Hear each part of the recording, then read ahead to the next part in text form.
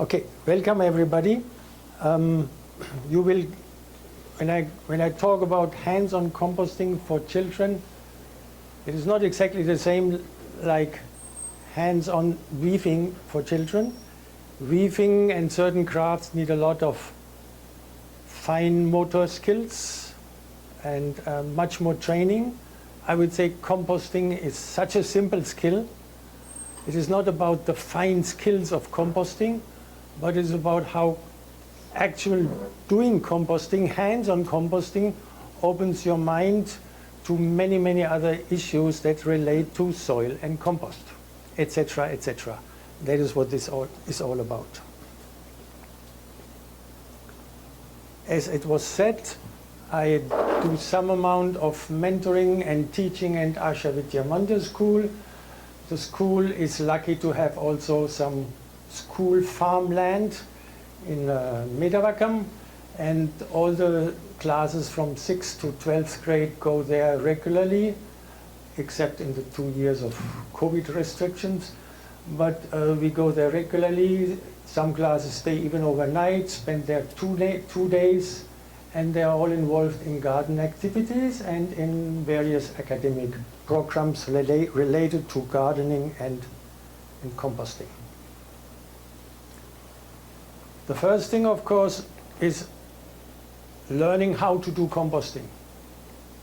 There are many ways to go about it. We teach one approach, a simple above ground aerobic composting. Aerobic means the air is allowed to breathe in.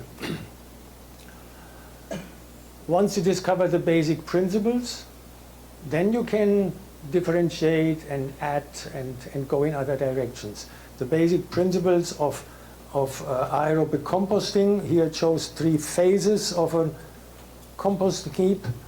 That is in my private home garden in Oroville. That is what I do in the backyard.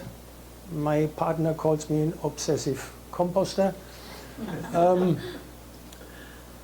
A certain mix of raw materials, preferably you have some amount of animal waste, dung, urine, whatsoever, because that is the source of nitrogen and phosphorus, much more amounts than you have from plant waste.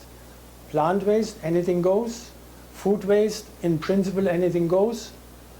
And then you have to a certain sizing. If you have only small finger size and small finger thick pieces of waste, it goes much faster. In the beginning, usually I have bigger pieces, but by turning them every now and then, they break and become smaller.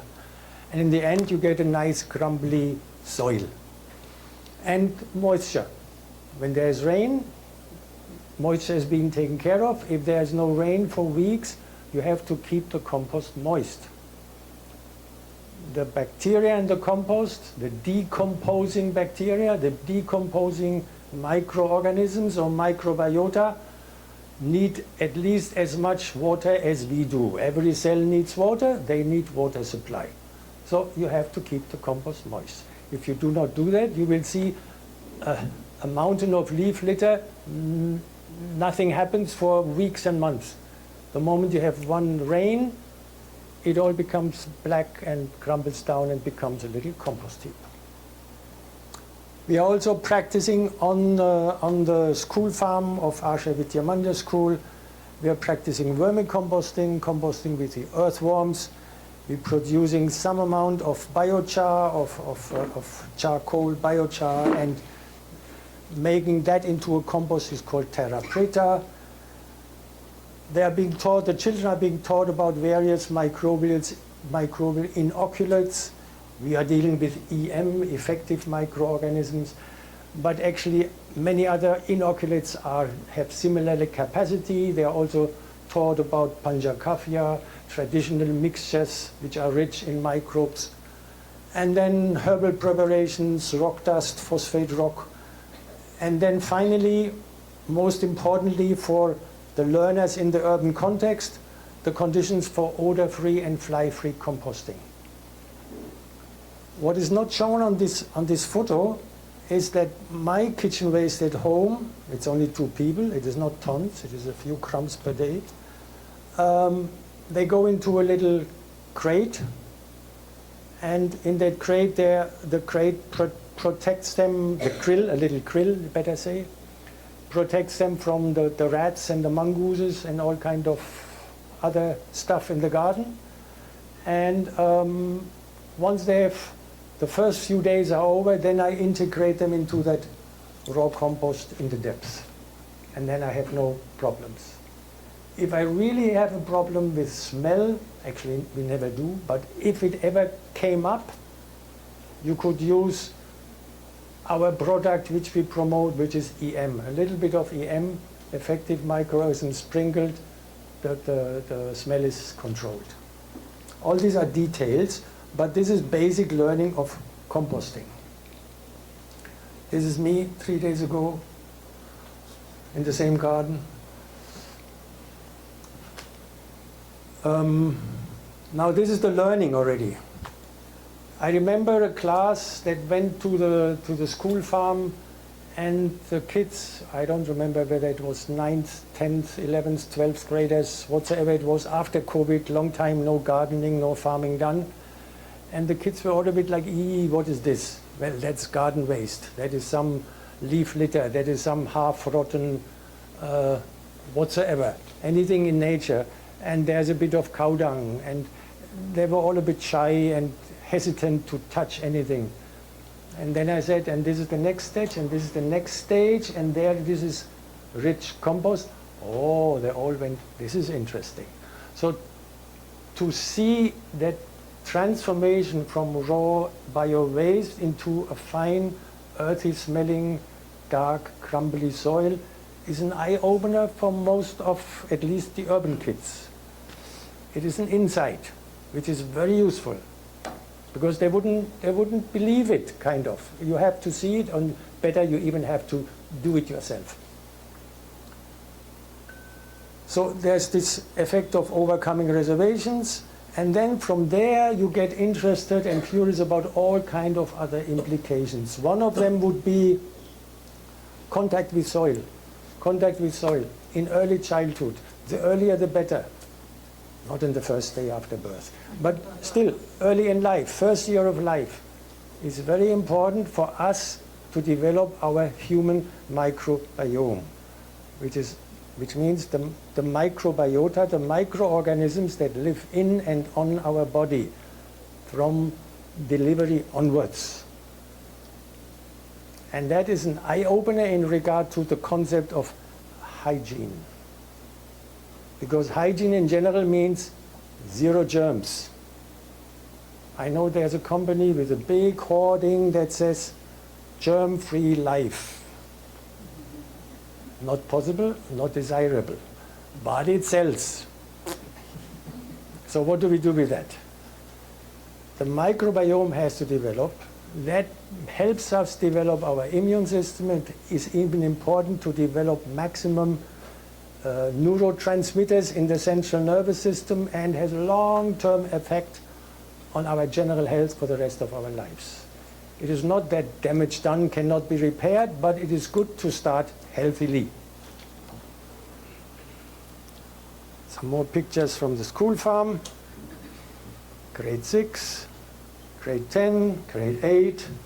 Now there's another outcome of this learning.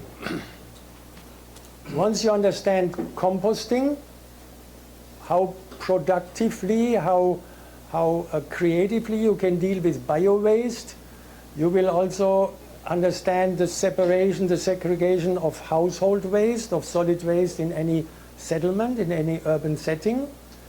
And you will understand the concept of resource recovery versus waste disposed.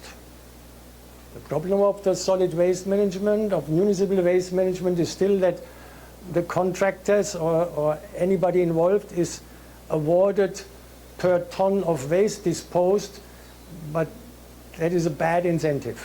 It should be about per ton of resource recovered, whether it's paper, plastics, or bio-waste. And that is a nice concept to learn from composting. And the children who learned it on the farm should be able to apply it to their home. to their own urban gardening or balcony gardening, rooftop gardening, whatever it is. This is an important slide, maybe the most important of my whole presentation. Not the emptiness, but how I fill it. The nutrients, the nutrient elements which builds up our bodies, where do they come from? Of course, it starts with soil and compost. And the farmer will throw in some seeds into the soil. And from those seeds we grow vegetables, grains, fruit trees. And these vegetables, fruit trees, whatsoever grains are being harvested and brought to the market. And at one point they are made into food. And it's all the same chain of nutrient cycling. Where does all that stuff come from? What is the biggest, what is the highest volume compound in our body? Water, H2O. Those two elements, and they are the least represented in my cycling. That's the rainwater cycling, the water cycling. There's another specialist here on rainwater. Another aspect is what is the most common element in our bodies, like in all organic chemistry, C, carbon. And what comes next? Now you have water, you have carbon. Now where does this come from? From photosynthesis. Where does the plant take its first sugar molecule from? From the carbon dioxide of the air with the help of sun energy. The carbon dioxide of the air becomes, the sugar becomes the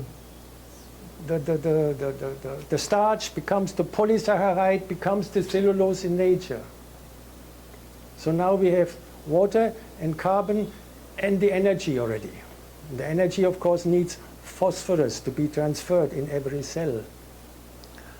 And then if you want to make out of polysaccharides, out of carbohydrates, if you want to make proteins, you need N, you need nitrogen. Next element, where does that come from? Actually, the air is mainly nitrogen, but we don't take it from the air. We take it from the soil, where bacteria have fixed the nitrogen and added to the stream of nutrients. And now we can eat. Or we eat the locust or the grasshopper that has eaten the cabbage. Same food, same nutrients, concentrated protein. If you have ever eaten in South India fried termites, it's excellent. My local neighbors in the villages have that occasionally. It is excellent food. It's a bit like pork, so if you're not used to non-veg food, it's a bit tough. But it is protein-rich food. Or you eat the same nutrients having gone through the body of an animal. If you don't eat that animal, you can drink the milk. Or you make the milk into yogurt, into curd. Or you eat the cheese. Same chain of elements. Nothing has changed here. Nothing suddenly has been put in which was not there before. This is the source. There is no other source. And that is how we build up our body, and our brains, and our wits, and our beauty. And at this point, usually I have a picture of, what is her name? Patugona. Deepika Padugona, but I didn't find a non-copyrighted photo, so I took an old photo of my sweet little sister when she was 30 years younger. She does not know, I do not have her permission to use her photo, but I needed something there. Now these living organisms, which are their bodies, let's put it like that, their bodies are all gaining their nutrients from this stream, and they produce their excreta, their waste. And at one point, their lifetime will be over. And then they will be taken over by the Parsis, leave it to the vultures, and other people leave it to the fire, and some people give it to the soil. But in the end, it has to go back by decomposers and earthworms into soil. And that is the cycle of nutrients. End of the story. And we are all part of it. None of us can escape that cycle of nutrients. We are part of this cycle. And no chemical farming and no industry and no trick will change that. That's for me a very important statement and visual. And it is not that the children learn it by doing composting, but it leads to that. What are we doing here? Where does it go? How does it create our food? Why do we do with food what we are doing? And of course, it helps understand why you can walk into a forest and you don't smell the tiger urine, and you don't smell the elephant dung. It's all soil. It's the same cycle. So we are building soil by doing composting. Building soil is different from getting rid of waste. Maybe this is a bit far-fetched. Let me go on like this. Important, when you build soil that can carry vegetation. And if you have soil with plant material, then you have, and which is rich in compost, then you can absorb not only more carbon, also you can absorb water and hold water. So this kind of development holds water. This kind of development generates floods. It's our choice. And all over the world, urban development is going into producing floods. The rain has not changed. The rain is the annual average rain for Chennai is now the same for the last 100 years. That average has not yet changed. It might change a little bit in the next 10 years, 20 years. But in principle, that 1 or 2 centimeters of rain is not the problem. The problem is how we do not allow the rain to percolate. The areas, the ponds, the lakes are sealed, misused, filled with demolition rubble and with development. That's the product. I said, important to understand what we eat, that cycle of nutrients, what we eat. Well, we eat earth, ashes to ashes, soil to soil. Yeah? It's one culture, talks about ashes to ashes. We are not only earth, we said it already, we are also water. 60–70% of our body is water. We are also air. That's where we get the sugar from, so to speak. Sun, photosynthesis, sun energy, photosynthesis. Carbon dioxide becomes sugar. We are air. And we are fire, the source of energy. The source of energy on this globe is the sun. So you realize that by that understanding that cycle of nutrients and energy, you realize the wisdom of all the older cultures. They were not so ignorant by knowing only 4 elements. No, they had a deep intuitive insight of how the universe and how the global life is built up. Another example, Heraclitus, pre-Socratic philosopher of Greece, actually of what is today Turkey, Persian Empire. For him, the most important element was the fire. That is the Zoroastrian religion that is still with the Parsis. But another important statement of his is pantare, everything flows. Everything is in flow, everything is in flux. You cannot step into the same river twice. With your second step, the river has changed. And actually, you have changed too. We, being part of this cycle of nutrients, are that kind of a river that is constantly changing its constituents. Some of our cells and some of the elements of our cells are changing very fast. Some other tissue is a very slow metabolizer. It takes weeks and months. Some take a few minutes, a few hours, and they're exchanged. I rub my skin, some skin cells lost. They will be built up, not in 5 years. It goes very fast. And a statement from Sri Aurobindo about the Vedic view of this cycle, how I relate them, the two. The Vedic religion accepted the form in which early man everywhere expressed his sense of the relation between himself and the godheads of nature. It adopted as its central symbol the act and ritual of a physical sacrifice. What is a law of nature? Here is a law of sacrifice. Everything sacrifices itself for feeding another element in the cycle.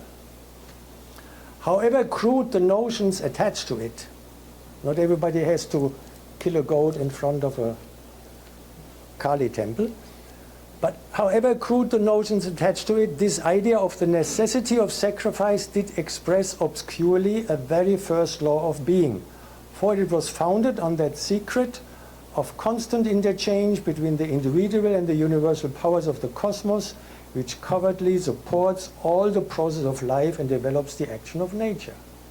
That's the law of sacrifice. So, insight into modern science, insight into the deep insights of earlier cultures. It is expressed in most cultures somehow. Nature's cycling of substance through soil, food crops, nutritional food, building up our body, human excreta.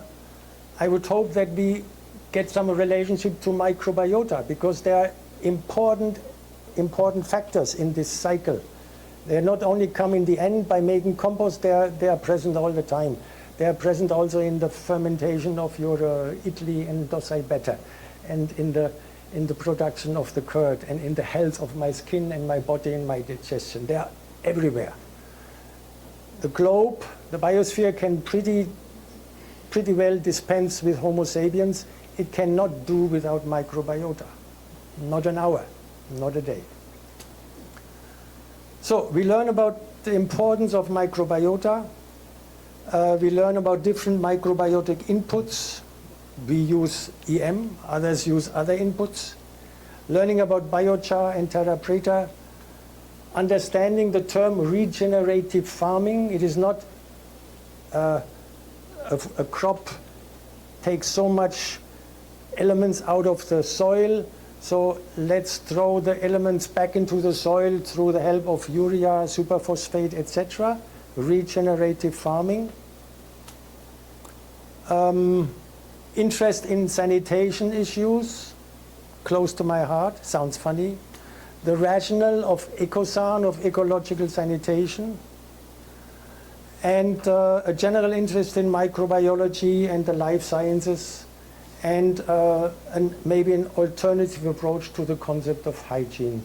For your information, in the Charité Hospital, one of the most famous medical research hospitals in the world, Charité in Berlin, they run a trial for some years, published, I think early last year they published the results.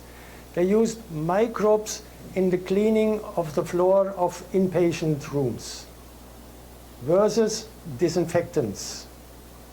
They said the preservation or the cultivation of health was as good in both, but the microbes had an advantage. They were less antibiotica resistant, multi-antibiotica resistant microbes found in those rooms. So using the healthy microbes was better than using get rid of all microbes, disinfectants, sanitizers. It was so encouraging, the study, that now they go into the surgical theater. It's the last place where I thought that is reserved for hygiene equals 0 germs. When the surgeon wants to go into your body, there should really be nothing that the surgeon introduces. So hygiene of that few square inches of skin should be 0 germs. Even that might be changeable. But still, we have gone through this learning historically. 19th century, the discovery was made. Now it is, so to speak, not only well practiced in a surgical theater, now it is practiced for our daily toothbrushing and whatnot, where it is nonsense.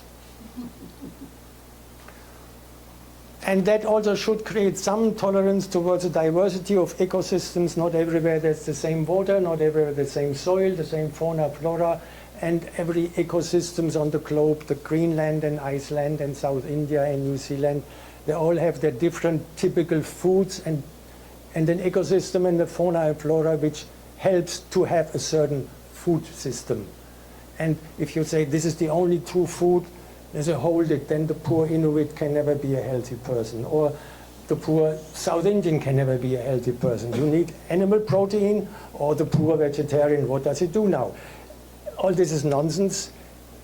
Then the cycle of nutrients is available in many forms, in many ways, and you develop a certain tolerance to different food systems, different diets, different lifestyles. The same circle could be used as a model for circular economy. Nature has no waste. Nature does not think in terms of too much emission. Where is the carbon sink? It is happening. Now tell me any industry that has no waste. Well, every process will have some waste. Can it be recycled? Can it be used for something else? Reintegrated? And in the end there is zero waste? Nature has zero waste. All the waste, all the dead stuff, all the waste stuff of nature is part of feeding nature. That's the ideal model for circular economy. A long way to go for us. And then, very important, the dignity of physical labor. Respect for blue-collar jobs. Linking the hands' work to the understanding of the mind and the heart's care. So anything to develop, there's a certain quality in work, a quality of work, and there is a care for society. What we build up as industry or craft or enterprise, does it serve optimally? I often joke, Indians have very long arms. The distance from the brain to the hand is extremely long. It's not only Indians, but Indian has its specific way of showing the distance from the brain to the hand. This hand with a shovel is Mrs. Michelle Obama's hand. And she demonstrated to school kids a few years ago in the White House how to do home gardening. She didn't want to say, I can hold a shovel, look at me. She is demonstrating home gardening. It's that simple.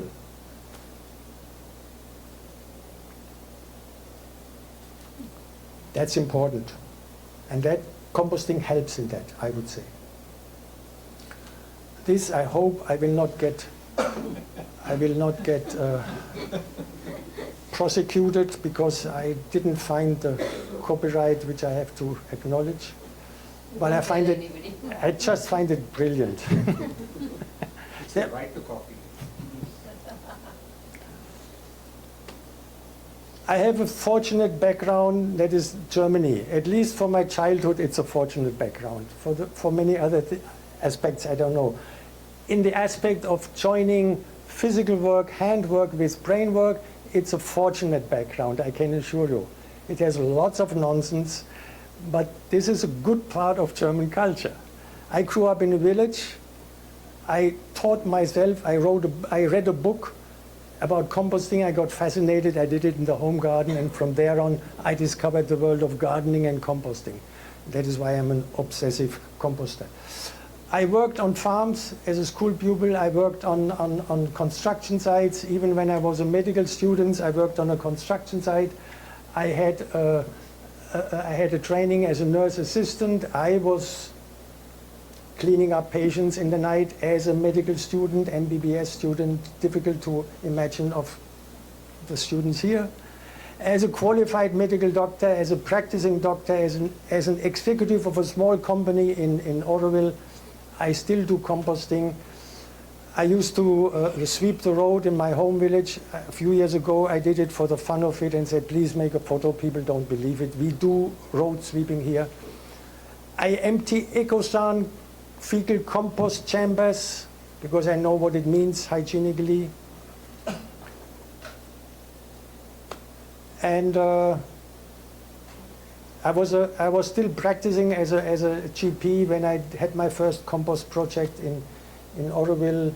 We had to produce good compost for the local cashew farmers. And I was involved in biodynamic farming training for many years near Kodaikanal. And when I get visits from college students or some other schools and universities, then I demonstrate. I stand in the polishing pond of a sewage treatment plant because it is good water, smell-free. It is not drinking water, but it is good enough to put your feet in. So, summary. It is not that we are learning a great fine motor skill, but from simply by starting composting, you can gain insights or you can get the interest into so many other fields. And that for me is a big value. You will not get this by going through composting theoretically, by reading a book about the breakdown of proteins into its basic elements. I think you have to do it with your hands. And then you get interested in all these directions. Farming, body, nutrition, health, microbiota, solid waste management, also liquid waste management, sewage, respect for the function of the microbiota, understanding the importance of soil for greenhouse gas control and water resource management. You have a model for sustainable farming, for sustainable industrial processing, for circular economy. You learn, you come to know the dignity of physical work. You have joy in the physical work. You get tolerant towards the diversity of ecosystems and food systems. For smaller, for younger children below, let's say, the 6th grade, below 11, 12, 10-year-old ones, it could mean even more, less the academic outcome, but something like responsibly for a small garden bed, for developing the soil, for growing a crop, for taking the weeds out, for harvesting it, for making it into food. It would have other benefits. I believe the Waldorf schools are very keen on developing this kind of training or experiential learnings. And the outcome would be you love soil, you know its value, you love garden work, you get a sense of responsibility, and for the rest, it builds up, it gives the base for all the later academic cognitive insights. Thank you.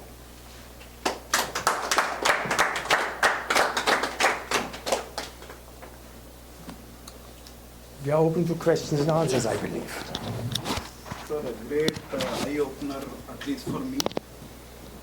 My question is, when we have a backyard, I have some coconut leaves and wild bushes and all kinds of leaves and everything that is growing. What I do is every 2-3 months, pull them out, dry them, and I burn them. Because they're growing everywhere, right, on the passage and this, and then coconut leaves falling and things like that. So the only way to get rid of them is to just simply collect them together, dry them, and I burn them. And whenever there is this kind of waste that comes in from the kitchen and from sweeping the floor, all these neem leaves and coconut leaves and guava leaves and all the other thing that gets collected, all we do is get plastic bags, put them inside tight, and then give it to the Greater Chennai Corporation to take it away. Poor Chennai Corporation. Okay, go on. So that's what I've been doing for the last 20 years or so. And many times I did think of trying to do some compost, so instead of digging a pit or something, whatever waste was there, we dumped it there. And in few days it started stinking, so everybody in the house started shouting that you're gone Naturally. mad. So you dig a pit. So you're barred from even going that side. Yeah. So then again the same old story. Start again, dry them up and burn them. So fortunate to have a good background, open ground where lot of these trees and leaves and everything is there. Almost about 14, 15 coconut trees and all these things are there. What is that I'm not supposed to do? If you can enlighten on that, I'm sure I can follow it up and take some good pictures and come back to you in 6 months' time.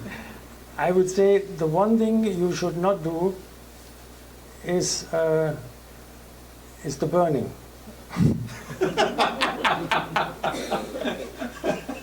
You can do a lot of things with your coconut leaves and the leaf litter, but burning is the worst, because now the carbon that is in the plant, in the leaf litter, becomes again carbon dioxide.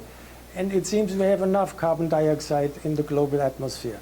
It is about 430 ppm by now. It used to be 280 some 200 years ago. And it's getting up and getting up, and it is warming the atmosphere. It is warming. That is the reason for global warming, is that silly little few ppm of carbon dioxide. So that's the wrong thing. So I was so happy to see that first heap. Yes. Because this is exactly what I have in my house. If you have the time, I mean, I'm obsessive, so it's a different situation. If you have the time to chop them a little bit smaller, turn them every now and then, keep them moist, have enough leaves, green leaves and moist garden waste to add, not only dry wooden twigs, even some kitchen and canteen waste, which is tricky, because for a few days it might create the stink. But that's why I say we keep it separate in this metal grill, and it doesn't stink there. It might attract some flies, but if I put some soil from my last compost heap onto that, even the flies don't come. And then after a few days, when the breakdown, the first few days of breakdown are over, then I can easily mix it into this, and that gives compost. There's not much N, not much nitrogen, not enough phosphorus. That is not rich. But if you add the food stuff, the food waste, and more other mixed garden waste, then you will get everything. No, but I have more of coconut. Then it's a very one-sided type of waste. It has to be balanced with other types of waste. So either you burn it, which you shouldn't, or you find the partner to mix it up. Yeah, quick question is, what's the smallest size that you can start with, and what's the largest size? Because there is some scale where things, what's the optimal size is the question. This is, no, this is probably a decent small size, Yes. and I don't think you should go much smaller. Okay. This is little heaps like this, Okay. some amount So a couple to of create. meters. Well, it is only, let's say, 1 square meter, 1 by 1 by 1 is actually enough. That is, I mean, each of these heaps. Okay. There is no limit in length of a windrow. Sure. There is a limit to how big you should have it. If you make it 3 meters high, there's no aerobic condition in the center. You can't mix it. You can't, yes. So it is a question of management capacity, of machinery, and the big sugar factories, they all have their machinery to turn the windrows. And it is also a question of, you can have big heaps, but then it is not anymore aerobic composting. You better have anaerobic fermenting, bokashi making in Japanese. Then you have something else, which is close to, which is a pre-stage of compost and soil, but it's another process. The point is, once you learn this simple system, you develop all the rest from it. Why not pits? I don't mind composting in a pit, but here on the Coromandel coast with 135 centimeters average rainfall, I would say avoid the pit. If you are somewhere in Madhya Pradesh, somewhere in Rajasthan with 35 centimeters average, and a village with 10 centimeters average rain per year, I would say you can build a pit. Maybe it keeps some of the moisture. It's not enough. But again, it's a question of context. But you learn from one example, you practice one example, and from there you develop all the other possibilities. Now, for our coastal region, do we still need to add moisture, or there is good the dew that will take care of it? Are there sometimes 6 weeks, 8 weeks without rain? Yes or no? There are. So you need moisture. You can pee on it, don't worry.